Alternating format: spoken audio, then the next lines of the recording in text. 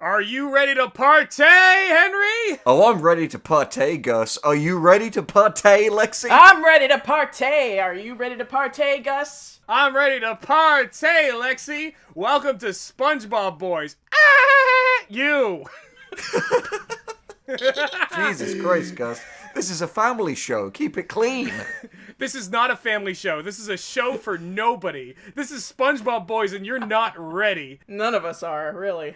Quite frankly. So, just to summarize, if you've never seen a SpongeBob Boys video before, which it's understandable, SpongeBob Boys is a show where all of us look at SpongeBob episodes chosen by a random number generator, and we try to relay the nightmare visions back to each other. And the whole thing is, we have not seen the same episodes. It's like a bunch of Nam vets sharing war stories at a tavern. Just around the campfire, just long into the void. Singing our campfire song. But this is the first time that Lexi has joined us, because Lexi was not present for episode 1 or episode 2, which episode 2 was amazing, Henry. Yeah, I mean, episode 2 will take some topping. That was one hell of an ep. Whew, tough act to follow. But anyway, if you know the channel, you know that us two are writers on Less is More. Well, us three, actually, but Lexi is not just a writer on the show, but also the voice of Riley, one of the two principal characters. And if you're a diehard, you'll know Lexi is the voice of Yuri in the Yuri Reads series. Yeah. That's true! That's a deep cut. Yeah, that one's, from years back. Okay, so do we want to, list off what we're drinking this time? Yeah, good idea. Alright, I've got the Dead Man's Fingers spiced rum. I am still holding it down with the pineapple vodka screwdriver, because I still had more of that left. And I have my signature Monster Energy Zero Ultra BFC. Half of it. So the other half was just getting through the other episodes for this. I'm just going to assume that BFC stands for Big Fucking Chungus. Fuck you. You're correct.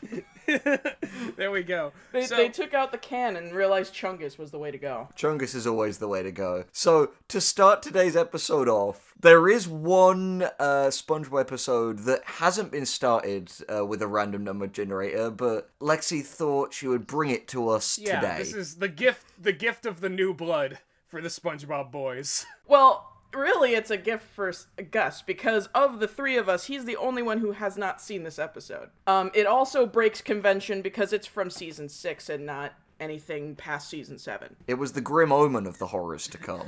I see. And what is this horrible episode? Again, I'm surprised that Gus has not seen this episode. When I say the name, people are just gonna cover their feet.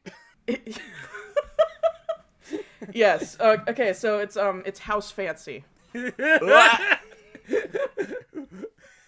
AKA that play button that I hesitated at. Yes, you have seen exactly one frame from this episode. I've seen the frame that tells me that that's all I need to see.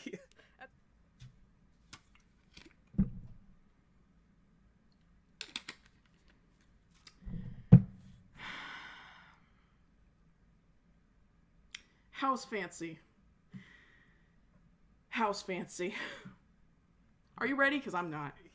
That's all you need to see. That's all anyone is ever seeing in their minds right now. Oh boy. The episode opens with Squidward dropping a platter of tea, and he's going to sit down and watch a show called House Fancy, which is like this world's version of MTV Cribs. It is hosted by one Nicholas Withers, and it has a very bad, very obvious trying to pad out the episode runtime by showing us the entire House Fancy opening sequence.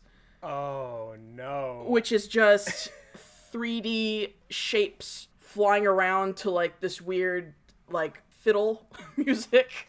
I didn't realize they were doing that as early as season 6, because padding has been a running theme so far. I wrote overly long, cheap Blender opening for the show. Nicholas Withers, who, by the way, he's this really... I'm gonna describe it because it'll be important later.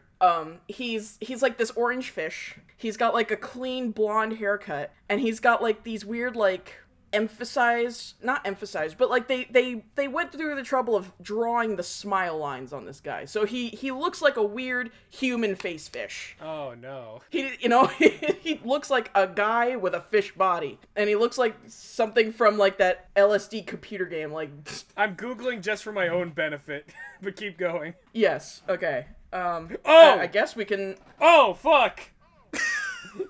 Nicholas Withers. What a smoke show. What I hate is that there's nothing like funny about his name being Nicholas Withers. It's just Nicholas Withers. there's nothing like fish punny about his name. Like that, I don't know, that pissed me off. There's no other like naming conventions with these fish where it's fish puns, but like I don't know. Oh, he looks awful. Yeah, he's spray tanned to fuck as much as you can with a fish, but Everyone watching right now, go Google Nicholas Withers and look at that picture yourself and then comment and tell us if you have. It's a good thing that you're telling them to do that because, again, it'll become important later on. Anyway, Squilliam interrupts by calling Squidward to gloat about being the guy in House Fancy, that exact episode that Squidward is... So, House Fancy is also a live recording, or live stream, I guess. Live studio thing? Like, they're in the house while they're doing it? Like, Squidward is watching House Fancy being recorded and aired in real time. Weird. Because then you see Squilliam on the screen, gloating to Squidward on the phone, saying, enjoy the program. Oh my god. There's also a running gag of people practicing their hellos before they answer the phone.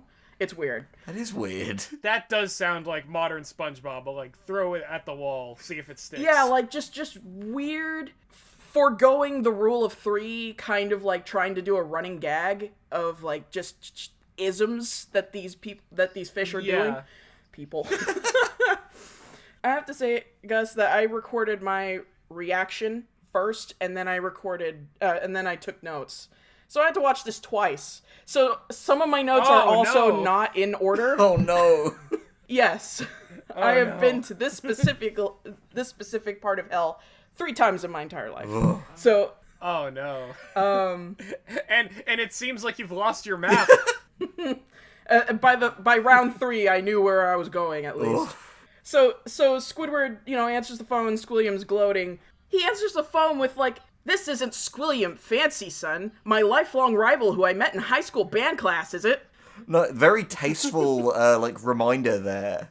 Very classy. It's like, no, it's not gonna be the design of Squilliam with the unibrow and the smoking jacket and the weird accent. Memorable characteristics of this guy. Like, anyone who's watched SpongeBob up to season 6 is gonna know who Squilliam is. It's true. He's very iconic. And it's like, oh, well, he was only in that one, like, Band Geeks episode, right? People aren't gonna remember. The one like, everyone loved. The one that people still love, anyway. Oh, okay, so Squilliam calls him, right? He gloats, and then he immediately starts trying to end the phone call. Like, he just called him to say fuck you and hang up. What a jerk. I know what they were trying to do. They were trying to recreate the phone call that Squilliam gives Squidward in Band Geeks, where he had like an actual point to calling Squidward and making him, and like humiliating him. Whereas this one is just like, "Hello, Squidward. Well, I love our chats, but I need to get back to my luncheon with Nicholas Withers." Like, you called me. Like, that's like the whole, yeah. I'm sorry.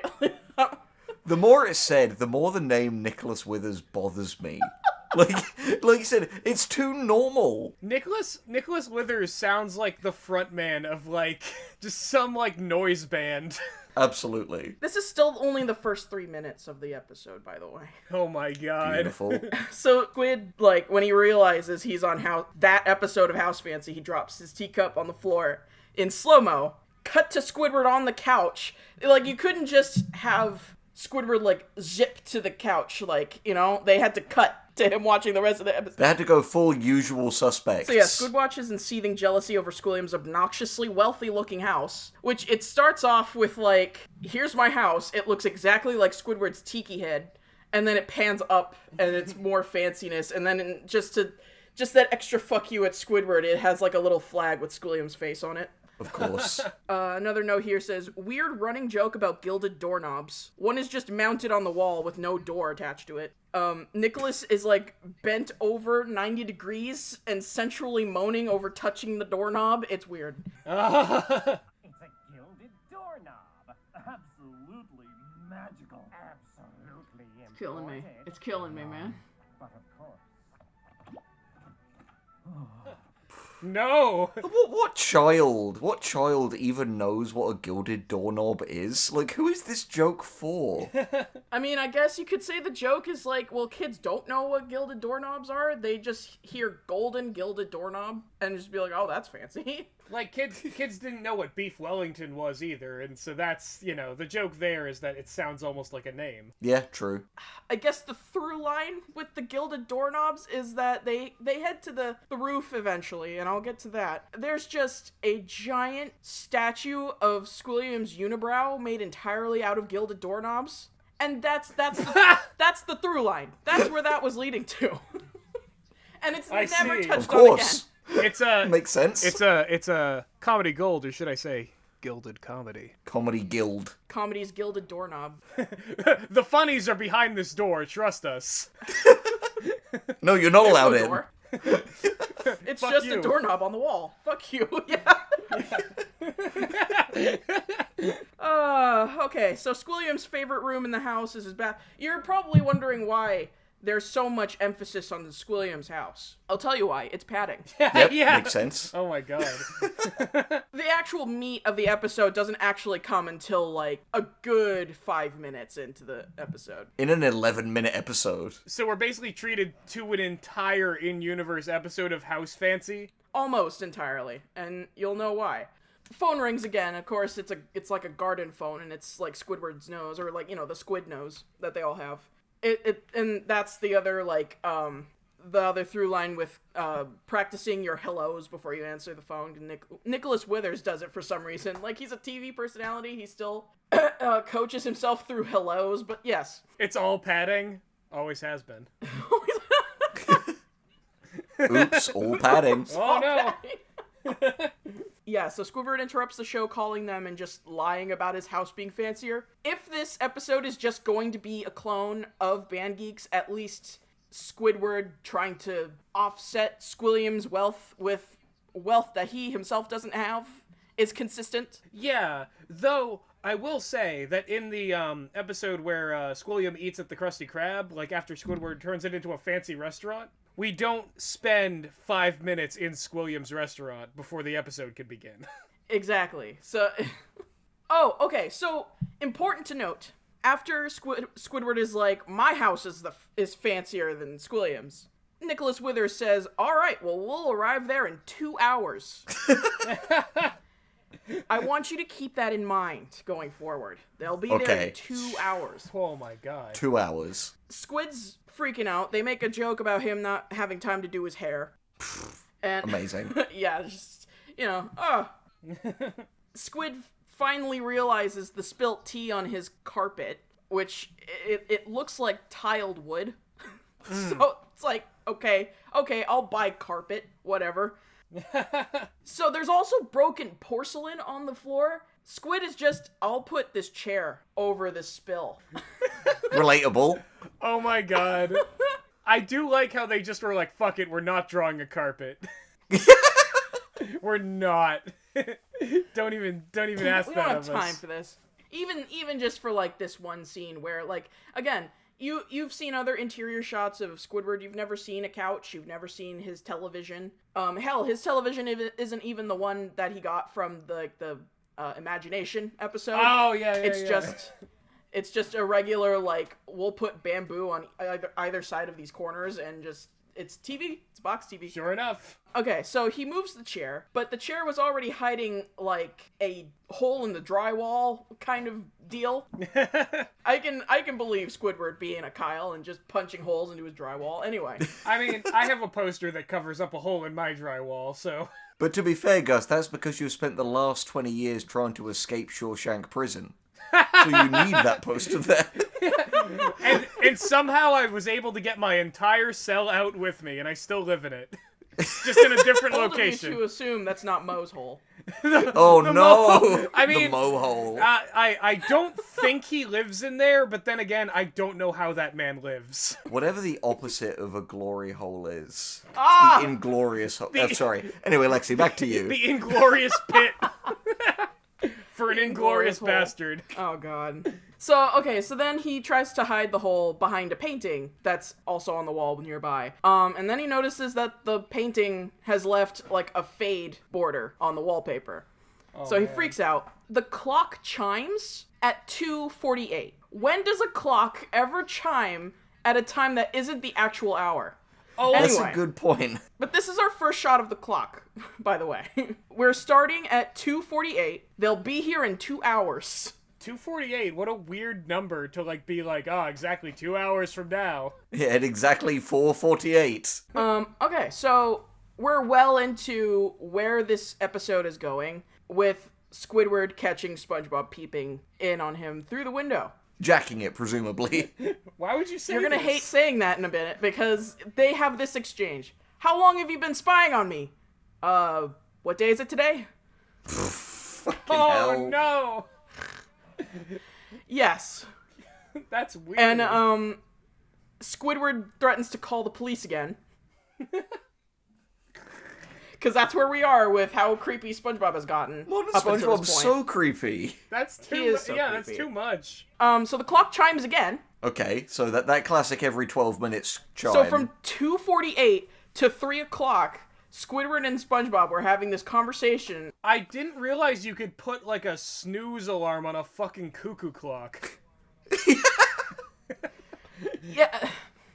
Squidward needs SpongeBob's help to get his house ready for House Fancy. Because he doesn't have time to argue with SpongeBob, he's just gonna say, all right, help me. After having just threatened to call the police. Anyway, there's a throwaway joke that Squidward is giving SpongeBob a job so easy someone without a brain could do it. SpongeBob lent Patrick his brain for a weekend. So SpongeBob has been without a brain for a week, I'm assuming, and it's going to explain a lot of shit that's gonna be happening. So wait, in SpongeBob's like primal id state, the only thing he could think to do was spy on Squidward for days on end. That's what his limbic system wanted. Yeah, exactly. He is a slave to his whims. And you know what? It explains a whole lot about the show if this is a common occurrence. Yeah, no, you're right. Yeah. You're right, it would. They've actually dug them out of this writing plot hole. Yeah, the SpongeBob is literally brainless now. He was a sponge. He was always brainless. Technically. Play along, Gus. Ow! Ow! Stop jabbing me! Okay, so Squid gets SpongeBob to paint the fade out of the wall with paint that doesn't even match the wallpaper. Oh.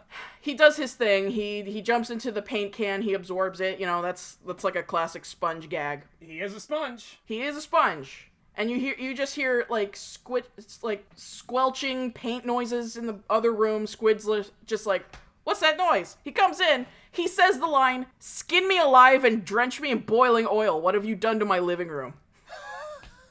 What do these writers, like, modern SpongeBob writers just have an absolute hard-on for just doing the nastiest shit to Squidward? Let's have him reference calamari.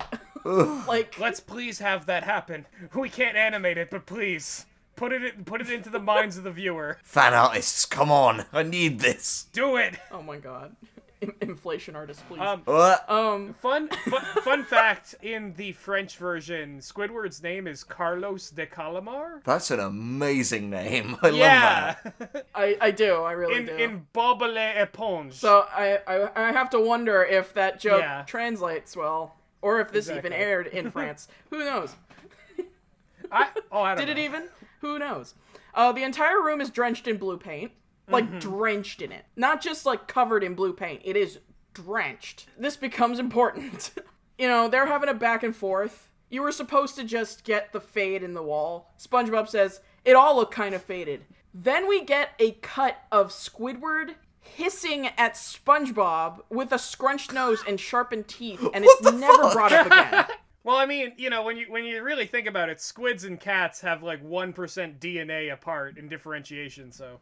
They are very similar animals, you're right. Exactly. Squids have 9 tentacles, cats have 9 lives. Fuck your... Wait, what? No, I don't think that's true.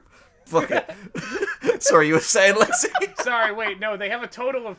Fuck. The clock chimes again. I was gonna say, okay, squids have a total of 9 arms, 9 limbs. 7 of them are arms, 2 of them are tentacles. That's... You're melting my brain today. Was there something in this rum? This is for the marine biologists in the audience, who are much coming to smarter kill than me. Oh my god. Because I probably got that wrong. 2 of them are tentacles. I think that's the case. I thought for a minute you were referencing that one of them is a dick, which is correct. No, but, like... 7 of them are dicks. Oh my god. Everything's a dick if you're down bad enough. Jesus. Oh god. Bonk. Down bad today, aren't we? Okay, so the clock chimes again at 3:30. All of that happened in 30 minutes. So they only have, what, like an hour and, 20 minutes left now? Before Nicholas Withers appears and Ish. Yeah. punches them all into a dust. Alright, so I'm going to say the next note here. The words, "help me move this sofa," happen, and my entire being shudders. No, it's time. You won't show up on camera. Move this sofa. No! Squidward has trouble getting a grip on the paint-drenched couch. SpongeBob moves the couch and thinks Squidward's screaming is the cue to start moving. We Don't get, move it till I say. Ow! Okay, it's on my foot. Okay. we get on-screen shoving of the toenail back into Squidward's foot. SpongeBob pushes again, and the couch leg is well underneath the toenail. He screams for him to get the couch away from his foot, because it's on his foot. SpongeBob pulls the couch back, and it tears the toenail off. There's no blood, because it's a TV show for kids. But the toenail is bringing what looks like veins with it. Just some, stringy viscera. And Squidward's foot also has a pink spot. Ooh. Ow! SpongeBob, I told you not to move it till I said. Ow! Why do you keep moving it? 'Cause you keep saying. Ow! The couch is then dropped, and the couch leg lands on the exact spot where the toenail used to be. So then, to end our suffering, Squidward screams and finally just picks up the entire couch by himself. I don't need you. I can move it myself. Wow, Squidward, you're so strong. And you But not before slipping on the discarded Oh, toenail. for and fuck's falling. sake. No. I imagine, by the way, at some point around this time, Gus may cut to the clip of Lexi recorded of herself seeing this, and you'll hear the noises, and it is so bad. That'll be Yes. be some editing magic. Clean up all the sofa bits. I got That was horrible. Roger. Okay, Squidward, on the vacuum. Meanwhile, SpongeBob is just completely indifferent to his suffering, doesn't offer to help, just says, "Wow, Squidward, you're strong." Oh no. You got one hell of a pain tolerance, Squidward. Squidward, your pain made you stronger. We're well away from that scene, and I'm still like, Okay, SpongeBob, I finished. What the? head empty. Yeah. Oh my Just to remind you, SpongeBob is without a brain Yeah. here. So the doorbell rings. Squidward is panicking. He leaves SpongeBob to vacuum the mess while he goes upstairs to dress his wound. We are treated to seeing the pink spot on his foot for the last time. Thank God it's gone. Oh god. SpongeBob brings out the vacuum. He then breaks the suction level on the vacuum because, quote, Squidward's house is really messy. This is a classic Squidward torture porn episode. Yeah. Oh my god. Eli Roth, SpongeBob Squarepants. It is the quintessential, if you ask me. It is the one that everyone just has drilled into their brain forever. For their... Except Gus until now. Except Gus until now. I can only imagine that this episode ends with Patrick finding the toenail and sucking on it. Oh! I peaked the levels like a motherfucker in response to you saying that. I just sort of like looked off into the distance, like that very could have well been the reality I could be living in. I don't think it's unlikely. And gladly we don't. I'm just going to say right now that doesn't happen. Okay. Thank God. Hallelujah. Great. We're left with the rest of it as is. So the vacuum goes nuts and starts sucking up all the furniture, as, you know, SpongeBob episodes do. They just kind of break rules like that. It sucks up SpongeBob, also, trying to turn it off. Oh my God. And Squidward is just kind of left panicking, and the doorbell is ringing again. It rings twice. And he said, I'll be right there, Nicholas. And it's Patrick. I know what we were just talking about. It still doesn't happen. Patrick is there, and he goes, Who's Nick? I really needed to use your bathroom. I can't wait anymore. Ooh. And No. I timed this. We get 7 whole seconds in an 11-minute episode, which is a lot, right? Yeah, Of proportionally. Patrick moaning in the bathroom. Oh God. You hear a flush and he leaves. And he says, you probably want to not go back in there for a couple days or weeks. Oh, no. And then, I'm not done. You cannot escape. Oh God. The toilet comes crawling out, gasping, and asking Squidward to put him out of his misery. Oh! And he dies in his arms. He dies in his A arms. toilet dies in his arms? What is this, sausage party?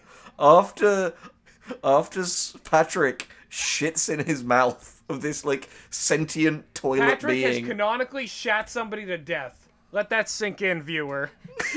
He has shat someone to life, and so for the purpose of them dying from that shit. Shat through the heart, and you're too late. You give toilets a Bad bad name. name.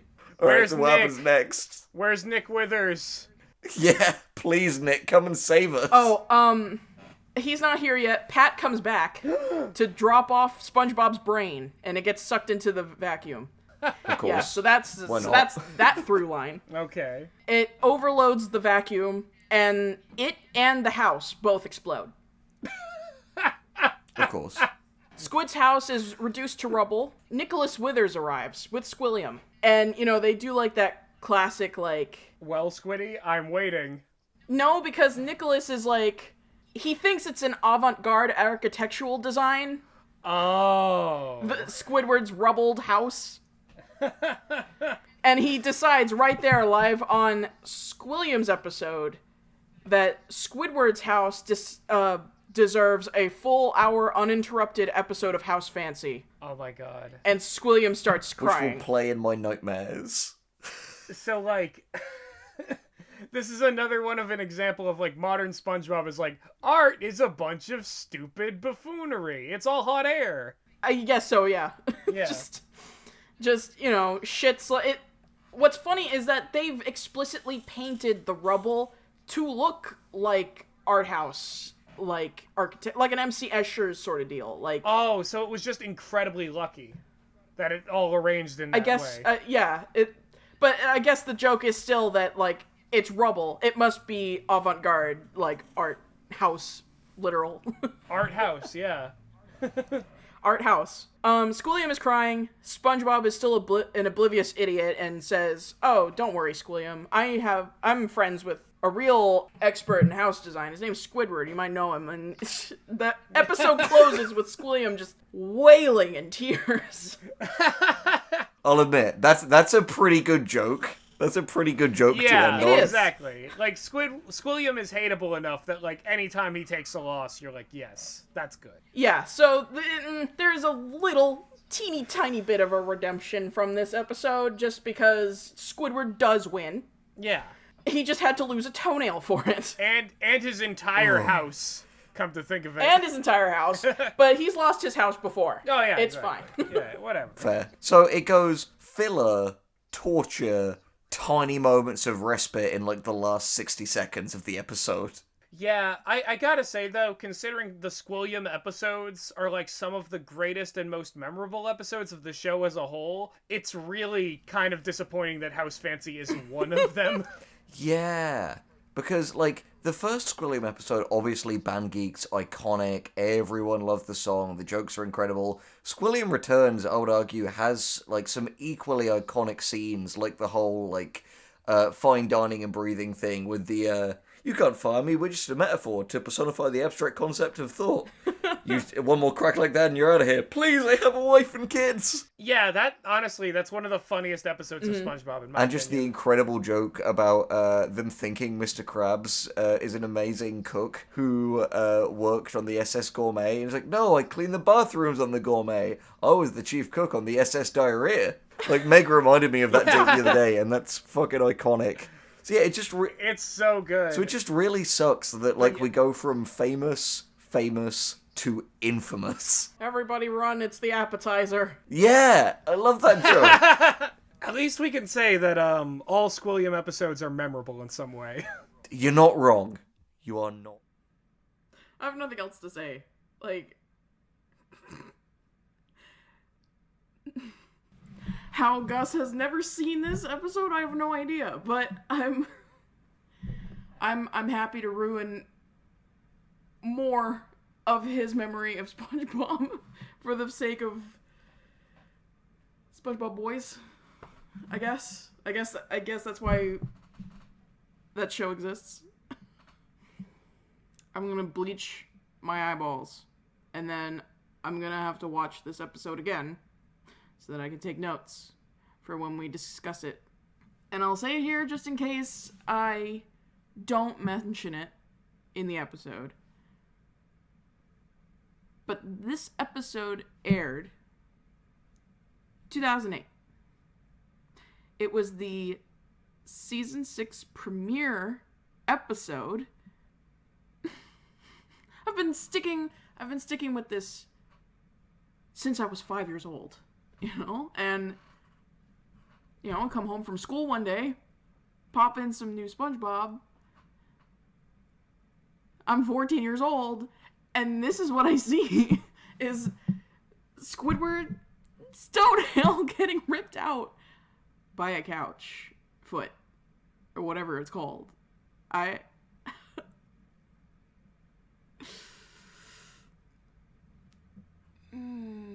So, shall I regale you with the next horrible tale in this play of tragedies? Hurt me more. Go for it.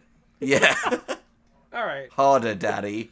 So I have to say, I rolled very high on the number generator, and this is an episode from, I believe, season 11. Ah. It is an episode entitled "The Grill is Gone." Oh.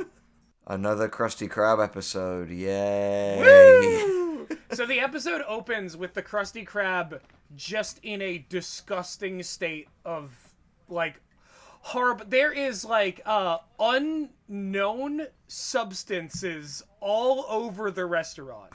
I can only describe them as, like, a slurry of, like, meat. It looks like how cartoons draw vomit. Is just all over everywhere. Just all over the walls. Everywhere. There's a Krabby Patty smeared on one of the windows. And the walls will ooze green slime! Yes, it finally came through. Might as well. But no, none of this is green. But anyway, Mr. Krabs is like, this is disgusting. SpongeBob, clean this up. So SpongeBob immediately starts cleaning everything. Like, it's probably like 2 minutes of SpongeBob just going throughout the restaurant. He cleans all this gloop off of, like, one guy to the point that, like, all his skin goes into, like, the vacuum too. And he's just a skeleton giving a thumbs up. There's a guy who's like absurdly, for some reason there's an absurdly handsome man who's like a buff guy with like a hairdo and like teeth, and he's like about to eat a Krabby Patty, and like SpongeBob cleans him and then takes his food, like, and like basically destroys it by cleaning it.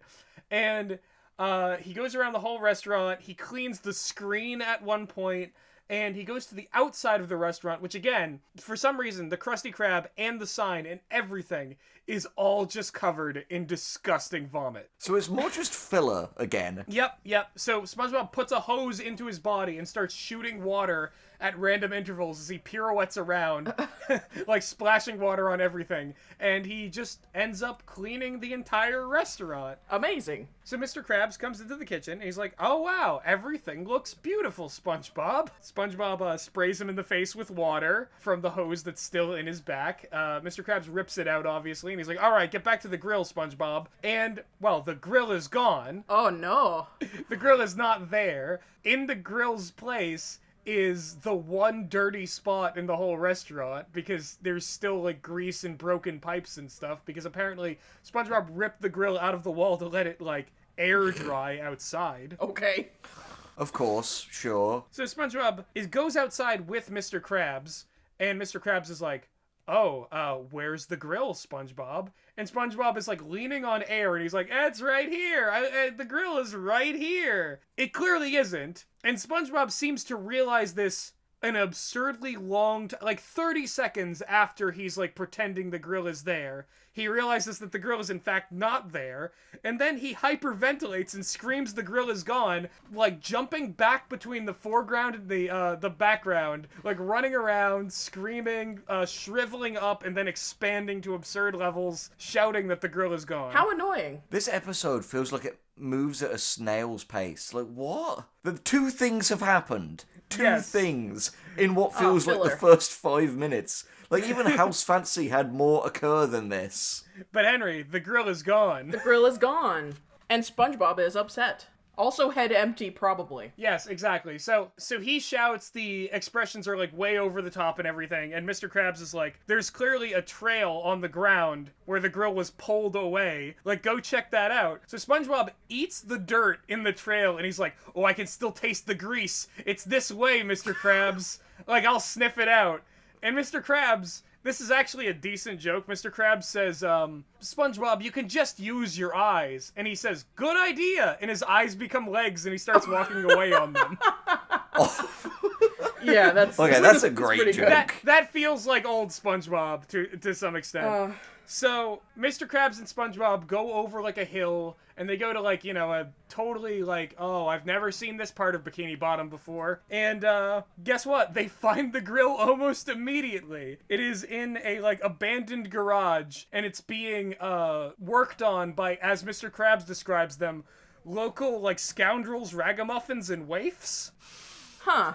So, okay. So a bunch of shit kids are like turning this grill into like a go-kart. Like, they're spray painting flames on the side of it. They're installing a steering wheel. They're putting like wheels on it. All the while SpongeBob is weeping as this horror is done to his grill. He's like, no, what are they doing? All the flavor is on the top of the grill. They can't mess with it. So they're turning the grill into a car. Into a go-kart, essentially. Then we get the second funny joke of the episode, where Mr. Krabs is yelling at SpongeBob to stop, and he goes, zip it, boy! And you see SpongeBob say, oh, okay. And he just reaches off screen, and you hear a, like, fly being zipped up, and he says, you know, I like how you're honest. A lot of people don't tell you when, and Mr. Krabs just cuts him off. And he's like, okay, we have to get in there and get the grill back.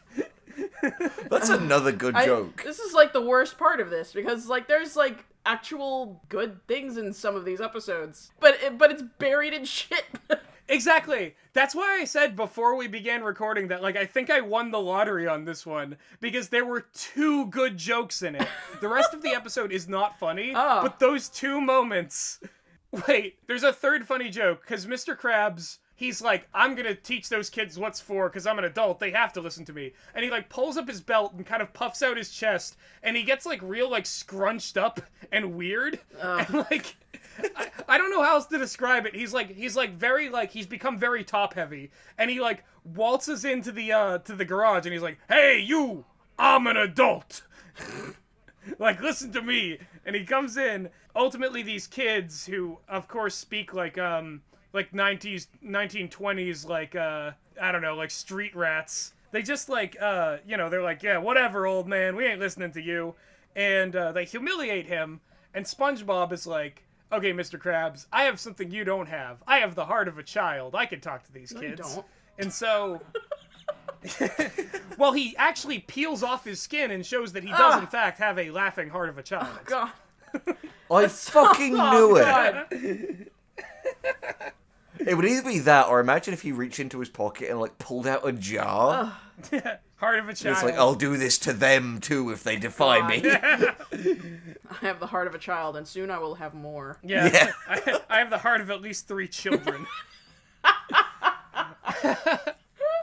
So, SpongeBob essentially challenges these street ragamuffins to a kart race, and the winner gets the, like, loser's cart, and he's gonna, like, take the grill back by winning a race with them. Do you know what I hate about, like, a lot of modern SpongeBob episodes? And we found this last time with the fucking meat homunculi, and same with House Fancy, same with this.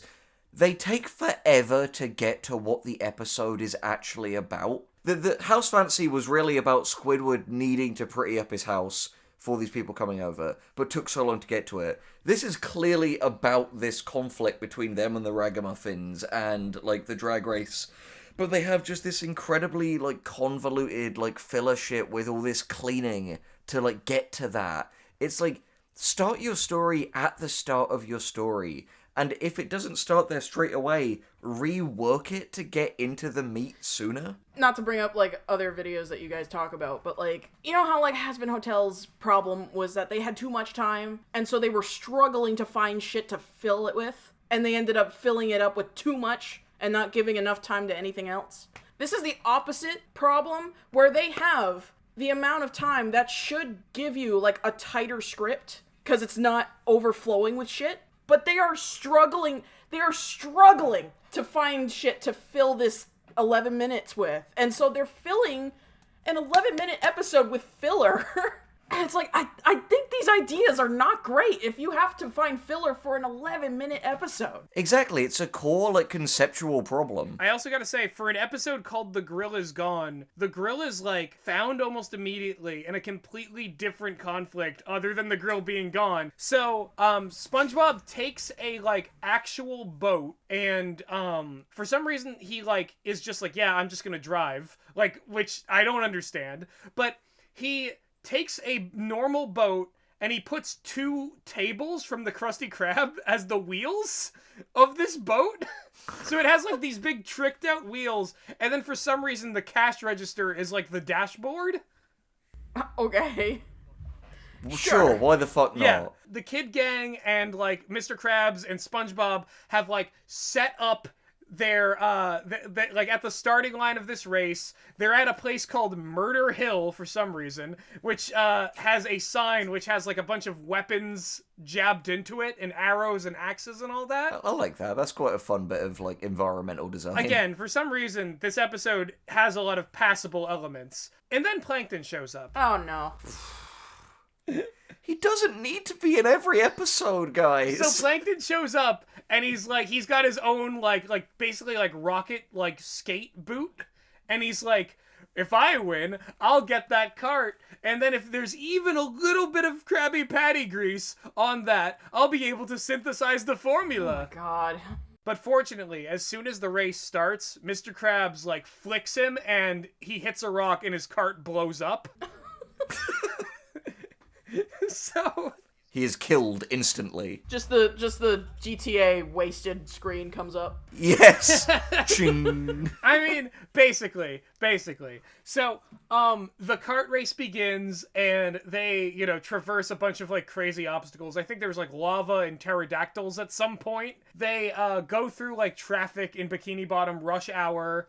Oh, wait, there's another good joke in this. Okay, they're losing at one point, and Mr. Krabs is like, I'll call their parents and put an end to this. And SpongeBob's like, no, you can't think like an adult to win a kid's game. You have to think back to your childhood. You have to think young. And Mr. Krabs immediately starts, like, crying, and he curls into a ball and starts sucking his thumb. And SpongeBob is just like, too far, Mr. Krabs, too far, too far. Jesus. That's a good joke, but there's a lot of weird, like, babyfication stuff in SpongeBob, like, modern SpongeBob, that's quite uncomfortable. Yeah, if there weren't those other fetishy episodes, I'd think that was, like, on its own a really funny joke. And I think it is. It's just, For whatever reason, I think I should probably name that the guy who wrote this episode is Alex Goodman, and he's apparently a guy who started working for the show really late, so I don't know, maybe he produces bangers. I don't know. This is Spongebob Boys. Yeah. I'm not supposed to know. So anyway, in the last leg of this race, they fly past a, like, electric cord shop, I guess is what this is. And SpongeBob and Mr. Krabs drive through the store. They grab an electric, like, power extension cord, and they plug it into the grill, like, from the back, which causes the surface of the grill to heat up, and the kids are immediately, like, flung off of it, because they're like, oh no! We're being burned alive! Mr. Krabs and SpongeBob zoom past them, and you see, just for a second, Plankton crawling towards the finish line. He's inches away. Somehow he got down here, and Mr. Krabs and SpongeBob run him the fuck over. But it's not over yet. Oh, no. They keep going. They shoot past the finish line and collide with a telephone pole. Oh my god. And their boat car blows up. And Mr. Krabs, like, beaten to shit, is just like, I won! Do you know another thing that's such a core issue with this episode, Yeah. Gus? Yeah. The fact that it used to be, like, such a key element to SpongeBob's character that he can't drive for shit. Yeah. And he basically... But he's winning fucking drag races now. Exactly. And it's not even like... Mr. Krabs drove for some of it, but SpongeBob just, like... Oh, boy. So anyway, the episode ends with them back in the restaurant. The grill's back. I think SpongeBob's fine. He like hugs the grill and like gets like burned, and he like kisses it, and his lips become like red and like disgusting because they've been like fried. And then Mr. Krabs is out there talking to a bunch of old people in like a full body cast, and he's like, and I told those kids these were my streets. Oh my god. That's a decent joke too. Yeah. So all in all, the grill is gone is still structurally weird, and there's a lot of like elements of it that still feel really like modern SpongeBob. But like I said, I think I won the lottery here. There were some decent jokes in this one. Yeah. Yeah, fair enough. Largely crap, but like with a few moments of goodness is pretty damn good for Spongebob Boys. Especially considering some of the nightmares we covered in episode 2. Yeah, exactly. I mean, Jesus Christ. Ugh, oh my god, I don't even want to remember it. I don't want to go back there. So, Lexi, how was it Patrick Man? Yes. Patrick Man.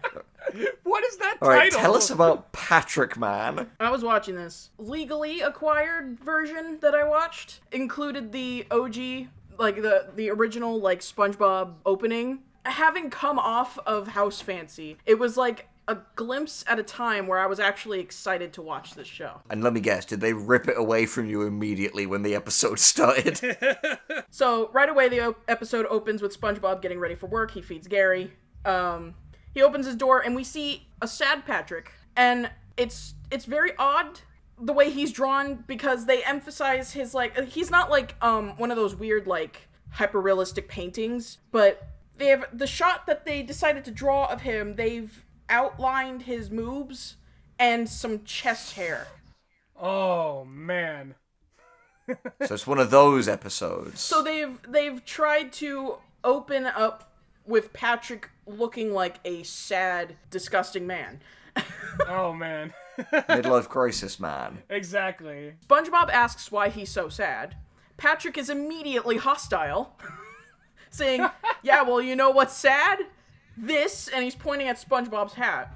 And it turns out that he's upset that SpongeBob has a uniform for his job that he gets to go to every day while he lays around all day. Didn't we have an episode like this? Yeah, because that's where no, this is Patrick. This is basically like the boating episode. The boating school episode. Like, Patrick's upset that he's a NEET, and he, Yeah. like, he has nothing to do all day. Yeah.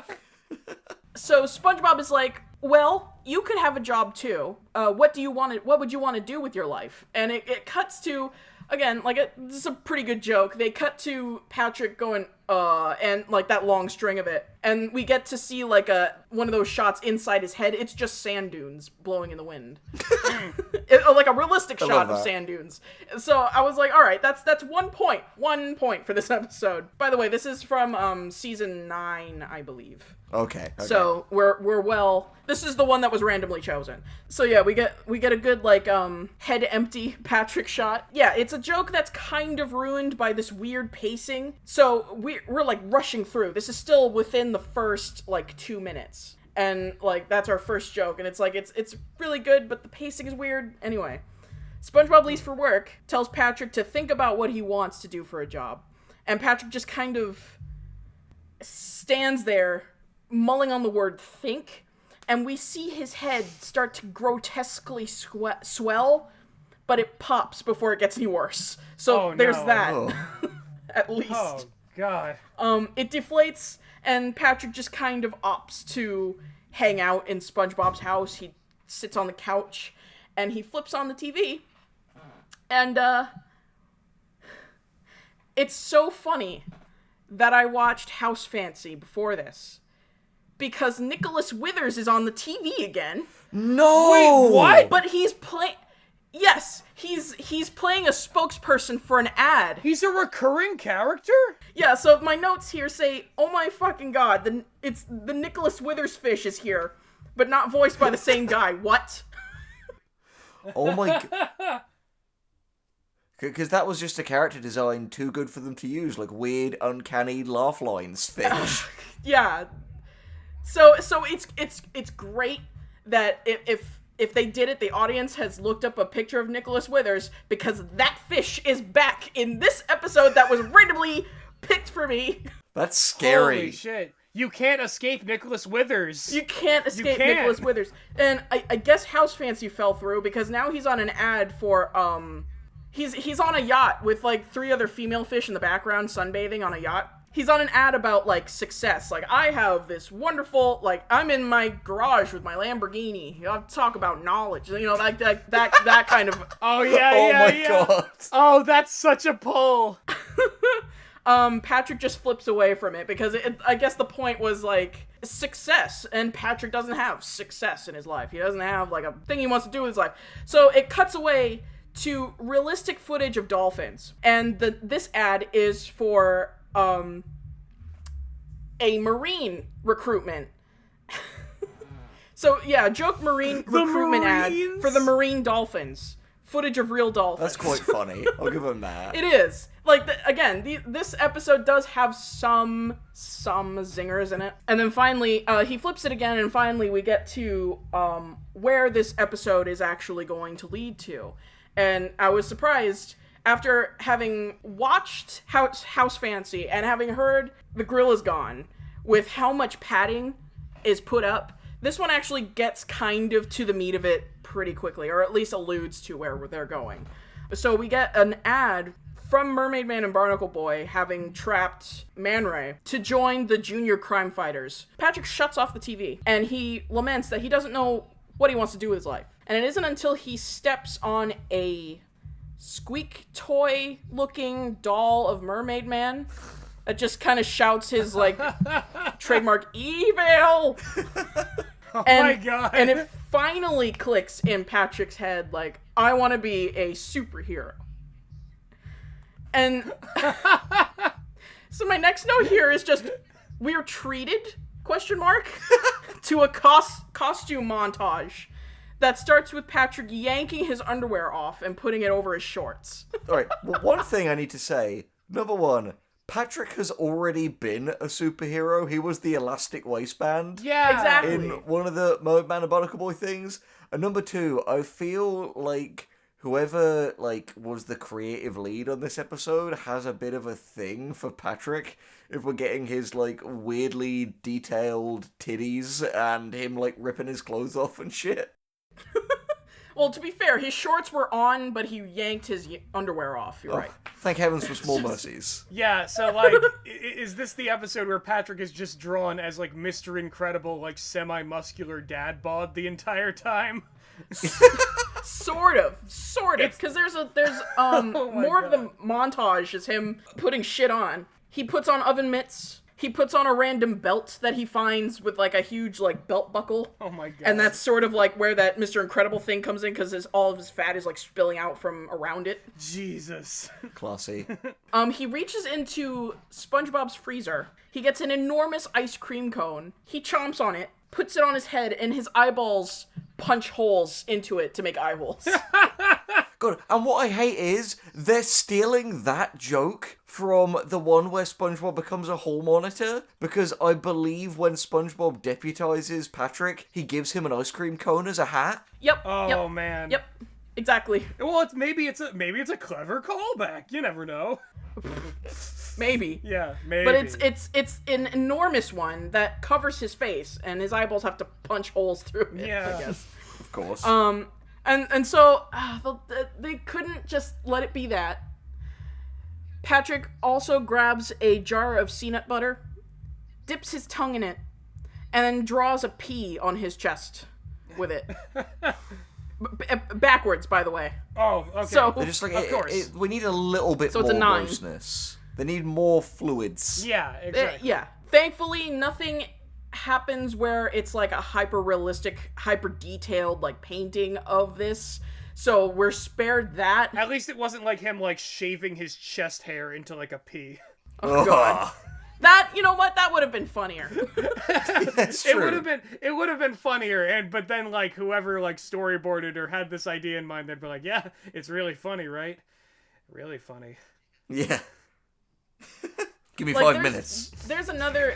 Wasn't Give me there 11 a joke minutes. in old SpongeBob where someone rips off some sort of body hair and there's like something underneath it? I think you're thinking of the Salty Spittoon when Reg's mom tattoo was ripped off and turned upside down into wow. No, it's specifically someone's body hair that gets ripped off. Oh, is that Sandy? Would it be Neptune? Is that Sandy's fur getting No, ripped no, no. off? I know what Lexi's thinking of. I can picture some weirdly ripped dude with, like, chest hair. We'll continue for now, but I'll have that in the back of my mind. People in the comments, if you know what we're talking about there, let us know. Post your best ripped dude in SpongeBob getting his chest hair ripped out memories. Oh God. All right. So we cut to the Krusty Krab. Krabs is berating Squidward for just standing there, right? And Classic. Squid points out that the restaurant is once again just empty. No one wants to eat there for some reason.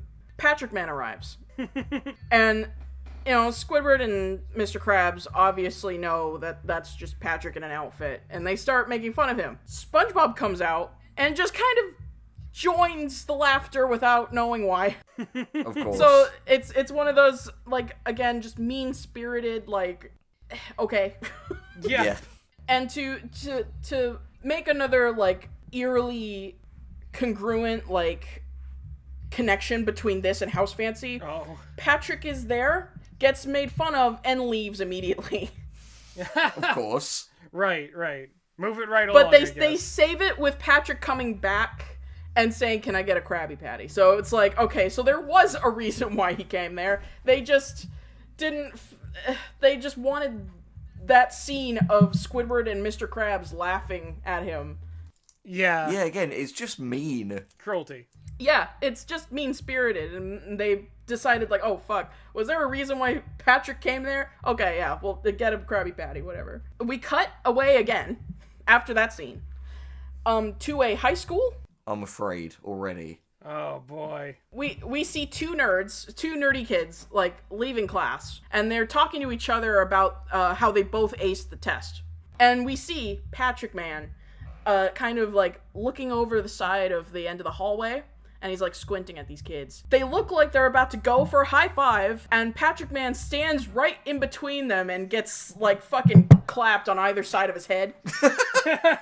And he says, "Violence solves nothing," and leaves. Oh, that's kind of a great All right, joke. there we go. That's the shut up crime of Yeah. its era. Yeah. We cut away again. Mr. Krabs offers to help an old lady across the street. He is then distracted by a dollar on the floor of the street, abandons the old lady, and chases after the wind blowing the dollar away. Oh, that Mr. Krabs. That's my Krabs. And the shot holds on the old woman, who is now just kind of sat in the middle of the road with her bag. And boats are just speeding past her. We cut to Mr. Krabs back at the dollar, And Patrick Man stops Mr. Krabs from taking the dollar, saying it's theft. And he's like, we're gonna leave the dollar right here on the sidewalk where it belongs. There's this running joke where Patrick tries to thrust himself into the air to fly away like a superhero would. You know, I didn't write down what the catchphrase is, but he has a catchphrase when he does it. It's like, by the winds of Neptune or something like that, or by the waves, it's something like that. He falls on his face every time, and he just kind of runs around face down, ass up when he leaves. Yeah. The scene. Someone is into this. My goodness. Someone is thirsty for Patrick. Yeah. Anyway, the old lady comes back just fine. Like, no assistance. And she just swipes the dollar for herself and just kind of walks off. Cut away again to Mrs. Puff's boating school. Patrick is like, oh, I hear someone calling for help. And Mrs. Puff is there trying to free one of her students out of a car that a door has jammed. But, of course, actually, what do you think happens? What do you guys think happens here? Patrick somehow just destroying the car with the student in it. Patrick throws a net over Mrs. Puff and tickets her for trying to boat jack. Whoa. Oh my god. Alright, we empirically did not see that coming. He runs off. The cops arrive. We're still on this scene. The cops come. Patrick has, again, ticketed Mrs. Puff while she's in the net. And the note, they read the note, and the note says, cops, looks like thief, Patrick Man. And based on that, they arrest Mrs. Puff. Oh no! They throw a joke at Mrs. Puff for having gone to jail before. Oh, all right, yeah, there we go. That's a nice little continuity nod. They drive away. The student is still trapped in the car. And then we cut away to the Krusty Krab again. Apparently Patrick has been stealing food from the customers. SpongeBob is serving a customer, and he goes, oh, great, hope Patrick Man doesn't try to confiscate this again. And another woman is like, yeah, and he just, like, drank all of my drink thinking it was part of a plot to a master scheme or something. And SpongeBob's just like, all right, this guy's gotta stop. He goes into the back room where he fries the food, and Patrick is still moving face down, ass up, and when he gets up, you see just, like, a bunch of splinters just jabbed into his skin. Ew. Oh. Which That's so unpleasant. Which is like, he doesn't like scream in pain about it or anything. It's just kind of there, and if it was just that, it would be a funny joke. SpongeBob asks if maybe he's taking things too far. Patrick gets offended. He pulls out one of the splinters and he starts screaming, and then what would have been a funny joke just kind of deflates and is gone from us. We hardly knew ye. So he leaps through the takeout window, and he starts trying to unmask, quote unquote, all the customers for being like villains in disguise. Oh, so do we get some faces torn off? Oh, wow. No. We get good. We get skin being pulled and customers getting like really uncomfortable. Like, hey, I kind of want my face. This is a real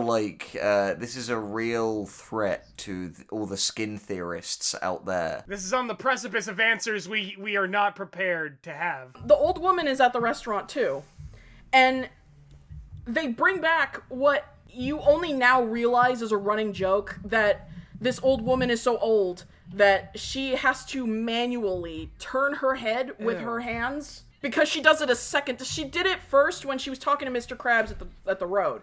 She does it again here, where she sees Patrick like running around and trying to yank people's faces off. So yeah, Patrick is doing this to several other customers. People are shouting about how they want to leave, and that summons Mr. Krabs. It's actually a really funny gag where his office door opens and you just see his neck like stretch out like a what moment, and that got me. Yeah. I like that. That's a good gag. Mr. Krabs is like, all right, we've had enough of Patrick Man. He's trying to throw Patrick out, and Patrick grabs hold of the old woman's hair and like doesn't want to leave. And it's like everyone is telling Patrick to let go. and like this old woman's like head just starts to stretch, and it comes off as a mask. So it's like, oh, okay, so this old woman actually was like a person in disguise. Everyone at the head enhancement clinic told me that no one would notice. Skin theory's back, baby. It never left. So I want to make a note here off the cuff, because Gus, you made the joke that like Plankton doesn't have to be in every episode. No. And is he? Plankton is not in this episode. Oh. In an episode that would have been appropriate for him to be in. Oh, you're right. I thought that was straight up going to be Plankton, and I was going to be like, yeah, okay, I kind of get it. It's a weird inclusion, but like, I get why someone in disguise in the Krusty Krab would be Plankton. Mm-hmm. What are they instead? Because this is scary. I would have huge respect if it was the Tattletale Strangler. I would not. No. Okay, the Tattletale Strangler is funny for one episode. Fair. It's the Dirty Bubble. What? What? Yeah. We never learn why the Dirty Bubble was there. The Dirty Bubble was the old woman, and then he gets, like, put under arrest? No, so what happens is, like, a proper, like, superhero, supervillain fight. Sort of. As much as you can with Patrick being the superhero. Oh my god. So Patrick is, like, SpongeBob says something, and he goes, no, SpongeBob, I'm going to fight him the way superheroes always fight supervillains, with their superpowers. And he picks up a chair and he goes, by throwing shit at it. Like, not that exact wording, but... That'd be great if he did. Or throwing shit at it. So he throws a chair at Dirty Bubble, and it clocks Squidward right square on the head, which, like, you know what? The timing of that was okay. It got me a chuckle, and it's the only time that Squidward ever gets maimed, so I'll take it. And then he throws a table, it destroys the register station. He throws another chair, it destroys a window. He throws SpongeBob, and the Dirty Bubble swallows and traps him in there. Right, a little bit of tasteful vomit. So, I'm fucking goddamn it. like, we're already getting a sense that, like, something stupid is gonna have to happen.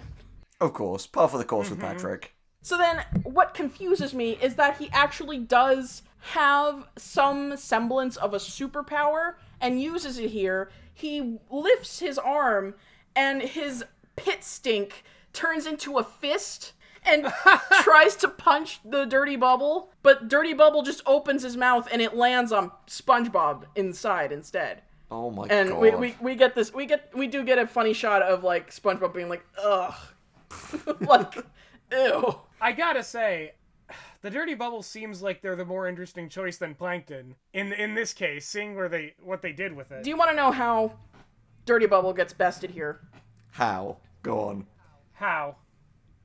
What was the last thing that defeated the Dirty Bubble? Do you guys remember? Wasn't he, like, popped with a pin? Yeah, a pencil was poked into him. Wanting to get his autograph. So what happens is Dirty Bubble goes, we'll try this again, but this time I attack. You know, like his old, like, thing. Yeah. Yeah. Patrick gets distracted by a half-eaten greasy Krabby Patty on the floor. Oh. He bends over. Oh. And the point of the ice cream cone gets jabbed into Dirty Bubble and he pops. I mean, it could have gone worse. Well- Patrick drops his pants, Yeah, exactly. runs in, erect. No! That sentence has... No! These are sea creatures. None of them can have dicks. Bold of you to assume Bold of you assume that they don't have a dick. that they aren't just all dick. Like the octopus. And yeah, like, starfish, God. one of their limbs also acts as a dong, too. So it's like, Of course. he Oh. could have very well just Oh, poked him with wow. his dick. Okay. Who knows? I want to get away from this topic. Yeah, let's... I don't know! Okay, so, you know, everyone's happy. Patrick gets, like, his reward, which is the floor Krabby Patty. And he immediately retires. Oh, man. Probably for the best. Yeah, exactly. And he's just like, yeah, having a job is too much work, he says. Wow. Oh my Because god. that was the point of this episode, if you remember. That's right. Oh yeah. It began with a weird midlife crisis. Yeah, and then Mr. Krabs comes in and he's like, not so fast, you motherfucker. I need your superpowers for one more thing. Hands him a broom and a dustpan. And goes to a wide shot of like the destroyed Krusty Krab, and then the episode ends. Oh, yeah. Beautiful. Wow. The sanctity of the Krusty Krab really means nothing. In like so many of every episode that's featured it today has shown it in a state of like filth or disrepair. Yeah, it seems like near constantly the Krusty Krab is a horrible place to be. Yeah, just a nasty pile of shit. So that was Patrick Man. Oh my God. Could have gone worse. Yeah, I gotta It could have say. gone so much worse. But I just need to reiterate, the bringing back of Nicholas Withers had stunned me. I had paused the episode and I had to take a walk. Like there's no way that I could have landed an episode where they reuse Nicholas Withers of all things. Of all people. Oh, I know what the art for this episode is. What is it, Nicholas Withers? What? It's Lexi sitting at her computer with Nicholas Withers staring in through the window creepily behind. Oh God. Alright, so people at home, my little catchphrase, or one of my many catchphrases, will probably wonder why I wanted to go last with my one episode. It's because it was a genuinely really good episode. Whoa! Oh man. So we have gone from house fancy to a good episode. In Patrick Man and The Girl Is Gone, we're not fully bad either, from the sounds of it. No, but this is genuinely, like, Meg and I watched it twice, and we laughed multiple times on both watches, because there were some jokes that we missed the first time around, because we were laughing over previous Oh my jokes. God. I need to hear about this. What's this episode? Yeah, I'm excited. Alright, so, the episode is called Mimic Madness. Oh. Have either of you heard or seen that one before? I've vaguely heard of it. I don't think so. Do you know what season it's from? I think either 10 or 11, so, like, proper, like, late SpongeBob. Okay. Alright, so immediately, as the episode started, I thought, okay, there's some hope here, because the one credited writer was Mr. Lawrence, the voice of Plankton. Ooh. Oh. So immediately you know it's someone who is like a day one. But Plankton is also involved. But here's the thing, I'll get to that, but like, Plankton is involved, but not in any way as like a properly main character. Yeah, I know. I was just saying. Like, Yeah. Oh, he's it gotta is be. again. Plankton. Every single time. I mean, yeah. He is also involved in the episode proper, we'll get to that. So anyway, Oh, okay. the episode starts, and we're in the Krusty Krab, and for a start, it doesn't look horrible. And for a second, so we have SpongeBob and Squidward standing there, and Mr. Krabs wearing sort of like a general pattern, like military hat, is like marching in front of them. And it's like, you gotta present yourselves well because you're representing the Krusty Krab, the greasiest of the greasy spoons that you'll ever have the privilege of serving at. So already, like, Mr. Krabs is showing like respect for the restaurant, and has his, like, Navy background characterization. Yep. And, immediately, as he's saying this episode, what's fascinating about it is there are so many callbacks to proper early SpongeBob jokes and scenarios in a way that you know it's an intentional homage to it. Because when Mr. Krabs is saying this, SpongeBob starts celebrating, and he does a bring it around town motion while saying bring it around town before like Mr. Krabs gives him like the standard like smack to get sense into him. So already I believe that's like first season SpongeBob. That's like episode 1 or 2. That's like episode 2. Yeah, that's it's the bubble stand. Yeah, it's like proper early. So, and then we have this great joke where we cut to Squidward who is smiling and Mr. Krabs smacks him.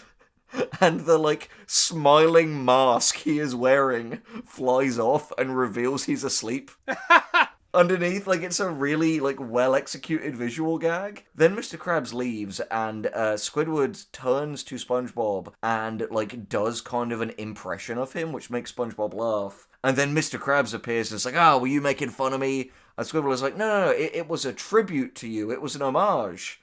And because the, like, imitation was like, yeah, I love money, Mr. Krabs, like, looks like he's gonna tell him off, but then is like, but you know what? You got me there. I do love money. Good observation, Mr. Squidward. Then leaves. And that's, for a start, is a really funny joke where everyone is in character, like, nobody feels flanderized. And in the first, 30 seconds, SpongeBob really internalizes this idea that imitation is the sincerest form of flattery, and that, doing a fun imitation of someone can, make them happy. So immediately, he's starting this thing with, very pure-hearted intentions. He's not trying to annoy people, he wants to make people happy. Which is good, because he's a guy who likes seeing people happy. Exactly. And then, the first time he does it is, he goes over to a table where the weirdly intense chocolate yelling man is there with 3 kids. And he gives them the Krabby Patties. Did it take 3 days to make his potato salad? Yes, no, it's exactly the... It took us 3 days to make that potato salad. 3 days! 3 days! But the thing is, it's not just them reusing the model. It's the same character. Because he speaks with the same voice. SpongeBob gives him the Krabby Patties, does a funny imitation of him. The guy laughs, and as SpongeBob leaves, he does his classic, explosive rage, now eat your Krabby Patties! And his kids immediately all start eating them. So, great, continuity nods throughout in this whole thing so far. Yeah. And then we have him go and do the same for Squidward when there's a big line at the cashier and Squidward and the people in the line laugh. Again, they're in on the joke. There's no torture porn here. And already we were realizing, what's great about this episode is it's a really good parallel to the Ripped Pants episode from as well quite early on. Yeah. Right, because it was funny, the first few times, in universe when SpongeBob did it. And it feels consistent with SpongeBob's character that he's the kind of person who, when a joke works, he'll keep doing it, but not realize he's running it into the ground. He'll run it into the ground. Exactly. Yeah. So I was really impressed with it so far. And by the way, whenever he does an impression, his whole, top sponge body morphs into them, and it's Tom Kenny doing a really good impression of whoever he's impersonating. Oh, because he's a great voice actor, yeah. No, exactly. This whole episode is Tom Kenny so good. flexing. As he should. Yeah, no, he's great. That's awesome. Yeah, exactly. And then there's... He's one of the best in the business. Oh, absolutely. Then there's this really great joke where SpongeBob walks out the front of the Krusty Krab where, Patrick is, rootling around in the garbage, and he becomes Patrick and speaks to him, and Patrick's like, hey, me, what's shaking? And they're talking to each other. Then he transforms back into SpongeBob, and there's this really funny line that I wrote down where, SpongeBob goes, oh, it's actually me. And Patrick laughs and says, you can't fool me. That's the worst SpongeBob impression I've ever seen. And SpongeBob laughs as well. Then he's like, wait, what? I don't know if they had this in the other episodes, but this episode used the classic bubble transition for all of the wipes. Oh, yeah, I don't think I saw that once in The Gorilla's Gone. That happened, maybe once or twice in the Patrick Man episode. The better of the two of the the house fancy Patrick Man duality. Right, yeah. Yes. Does Nicholas Withers show up? The Nicholas Withers cinematic universe. Oh. So SpongeBob then goes over to Sandy and Plankton, who are playing chess outside the chum bucket. And a chess piece falls over onto Plankton, and Sandy's like, hey, you sure you want to play this game? It feels a little violent. And, again, a great thing is, Sandy is actually using all of her, kind of folksy, Texas speak. All of, the big similes and stuff. Mm-hmm. So it just feels like, oh, wow, so, being smart isn't her, only character trait in this episode. Yeah. Thank God. Being smart or just being the one who's good at karate. Exactly. I have to wonder if this is around the time that Steven Hillenburg came back. That's very possible, but I'm also wondering if it's, again, just because it's Mr. Lawrence who has been there for the whole time. Yeah. He knows SpongeBob. He knows these characters really well. Exactly. And he imitates both of them, and Sandy says, oh, wow, that fits me to a Texas tea. Plankton is like, you got the looks right, but your voice was terrible. It's again, feels really in character for all of them. Yeah. And there's even this incredible transition where, the something later ones. Mm-hmm. Yeah. It is. Cards. It's SpongeBob, like, dressed as Jacques Cousteau, saying, 80,000 terrible impressions later. And the actual narrator's like, will you please stop doing that? That is very annoying. Which is an amazing, like, fourth wall breaking gag. Yeah, wow. This is amazing. I want to watch this now. Yeah, it's really good. It's really good. I almost don't want to be spoiled. Right? So, cut to SpongeBob back in the Krusty Krab, and he does another impression of a guy who wants food, and the guy just freaks out and tips the table and is like, please, for the love of Neptune, shut your talented mouth, as he's running away. And SpongeBob goes, yep, everybody still loves it. Wow. Oh my god. And it's at that point where, like, Mr. Krabs basically says, look, you gotta go home, because you're scaring away the customers by doing this, and SpongeBob leaves. And Sandy, again, in what feels very much like an homage to the episode where SpongeBob has an accident and doesn't want to go indoors, Sandy brings all of the characters who we've seen so far, which is, say, Mr. Krabs, Patrick, Squidward, and Plankton, to, like, stage an intervention at SpongeBob's house. Which, again, very in character for Sandy, because she's the one who's done this kind of thing before. Incidentally, what's really interesting about this episode is it feels like a metatextual analysis on late SpongeBob itself, with it being called Mimic Madness, and having so many what feels like has to be intentional homages to, like, some of the greatest early episodes. And the idea that, like, SpongeBob's going through the motion of trying to replicate these characters' mannerisms, but it's not quite there. Yeah, which is what the modern show feels like. But yeah, no, it's and again, back-to-back bangers so far. Mr. Krabs says, oh no, I've seen this before. He's come down with mocking Mimic Madness. We need to, like, get him out of this. So they all storm into the house.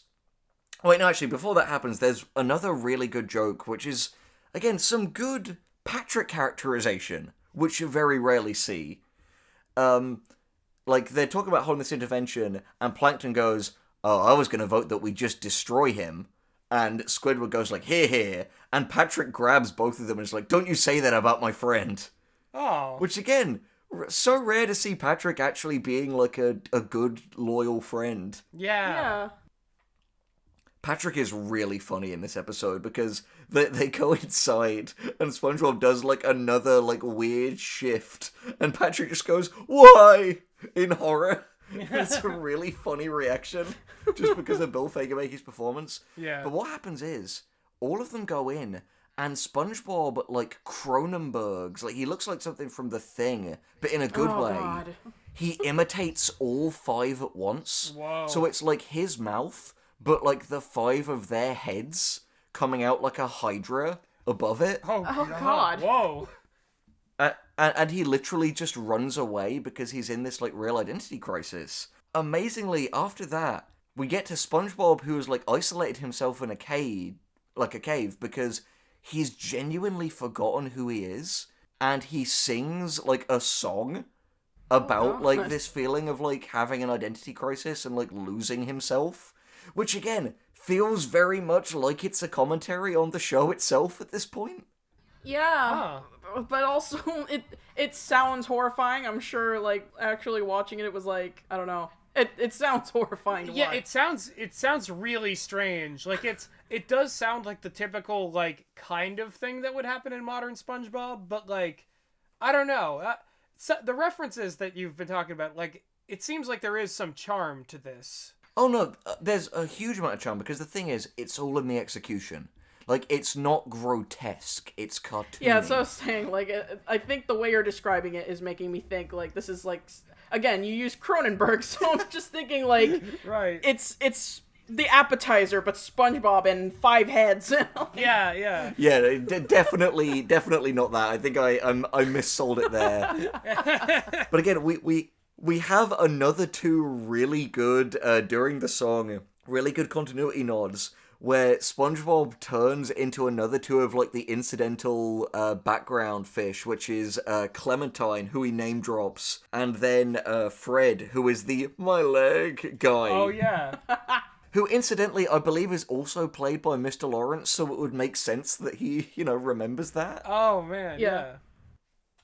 And there are these like really like it's quite a touching and sad song for the most part, and it has some really great visual comedy in it because he has this thing where he's like, it's something like, who am I now? It's so hard to tell, though all of my I have so many features, it's so hard to tell, though all of my faces ring a bell. And on the next thing, his heads are like rotating through, literally hitting onto a bell which his arm has become, which is part of like the backing of the song. Weird. Oh my god. Which again, just this really like gonzo but very clever like cartoon visual stuff. Yeah, like it's also coming back to its surreal roots too. Exactly. Like, I'm really glad you said that, Lexi, because rather than it looking like a Cronenberg thing, a lot of it looks a lot more like Dali, like kind of that sort of weird, surrealist, like body horror, rather than like blood and guts type. I think that's what's like, yeah, that's what's interesting, because a lot of the problem with like certain modern SpongeBob episodes is that they try too hard to make things look realistic, and that's what makes them gross, because it's this kind of uncanny valley when it comes to a cartoon. But like SpongeBob's always contorted into weird shapes. It's just exactly, yeah. So this is just a return to that. It's just dialing up to Cronenberg levels. That's just too much. Yeah, no, that's fair, and it is much more Salvador Dali than Cronenberg. Okay. But so all of the others arrive because they followed SpongeBob's tears, and they all come in to try and help him, and there's this other just joke that is half just because of my piece of shit internet sense of humor, but is also really funny. Sandy goes up to him and goes, "How many fingers am I holding up, SpongeBob?" And his head turns, like, after a moment of hesitation, his head just turns into the letter B, and he just says, "B?" And then Patrick leans over really enthusiastic and he goes, "Good, SpongeBob, I got the same answer." There's, again, this really, like, fascinating visual stuff that, like, feels very sincere, where, like, his head turns into a phone and there's, like, this dial tone and is like, "The one you are calling, Spongebob Squarepants, is out of service or disconnected." Oh. And it's, again, like, this whole thing feels like it's talking about what modern SpongeBob is to classic SpongeBob. Yeah. And all of SpongeBob friends, which thought up by Sandy, are like, oh, if he keeps imitating us, then the solution is we imitate him. And then he'll just, like, he'll realize who he is again. Obviously, they don't do the body horror thing because, they're they're not not sponges. Yeah. But they all, like, paint themselves yellow, and each one of them does, like, a SpongeBob impression to him. It's all the voice actors doing SpongeBob it's all the impressions? voice actors imitating SpongeBob. Oh. This is such a sweet premise. It really is. There's this amazing joke in it where, like, Mr. Krabs, who, again, is so nice in this episode for the most part, even though he's, like, a skinflint and, like, hard-nosed now and then. Like, you get the sense that, like, this was when he was a more balanced character. He imitates SpongeBob, and then Plankton, who is also imitating SpongeBob, comes over and is like, "Oh, gee, Mr. Krabs, I forgot the Krabby Patty formula. Can you remind me?" And Mr. Krabs pulls the bottle out and it's like, "Oh, sure, SpongeBob. How about you? Wait a minute." And then he crushes him with the bottle and picks it up, and then is like, "Nice try, Plankton. It was a good impression, though." And Plankton, who is crushed, is like, "Thank you." That's really great. I like that encounter. And then, That's good. at the very end, SpongeBob, like, does become himself again after they've all imitated him. Because, again, this was something that genuinely felt touching because I realized, fuck, it's been so long since this has happened. But the way they change it is, at the end, all of them in unison doing the I'm ready chant. Oh. Yeah. Which finally, like, brings SpongeBob back. Wow. And the episode ends on, like, him, like, thanking them all and saying they're great friends. And it ends on this great joke, which is kind of horrifying, but, like, funny enough that I'll let it ride. At the end, because they've done that, they all get mimic madness, and, like, their heads turn into SpongeBob heads. Oh god.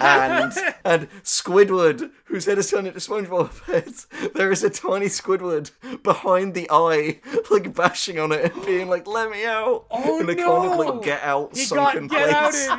He's in the sunken place. Sunken place.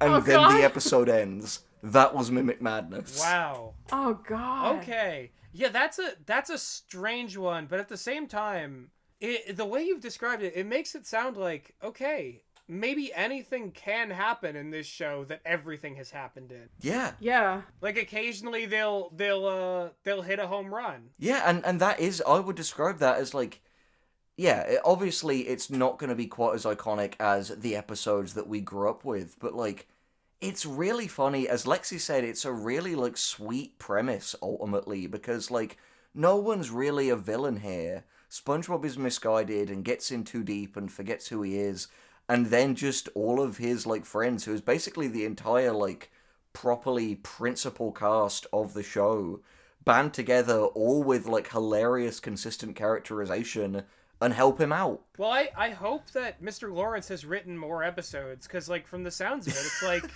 you know, I want him to. yeah, exactly. Yeah. Like I'd love to just get this like sort of what is essentially SpongeBob fanfiction written by one of the most central like cast members of like the entire show. Yeah. Yeah. Wow. I was just like speechless the entire time. I'm sure you'll hear it again when this goes up, but like this video is turning out to be like a just like there's some good still in SpongeBob. Yeah, I we guess. began with House Fancy, and then like slowly but surely we found the best parts of every episode we talked about. Yeah, and this is why I wanted to do it like this, because I thought we will open on the most horrifying thing ever, but we'll actually end an episode of SpongeBob Boys in high spirits. And I imagine you two are going to go and watch Mimic Madness after this. Yeah, I think I will. Not before watching my reaction to House Fancy. Right, that must be known. Also, I have a feeling like Nicholas Withers is some kind of like demon that's nested himself in SpongeBob. And, Oh like, god. there are In other SpongeBob episodes where he TV. may appear, and I'm not going to look it up. I'm just going to live in fear. Nicholas Withers is the payman of this show. Like, he wants Yeah. in. Nicholas Withers is going to sign a deal with A24 next. My favourite has-been hotel character, Nicholas Withers. Oh god. I like how his name is like a verb. It's like he will wither. God. I feel like I'm withering. Like, Nicholas Withers has, like, a caustic effect on me. Yeah, his last name is like YU. Like Nick Withers is his middle name. He's Nicholas Withers you. Yes, Oh, 100%.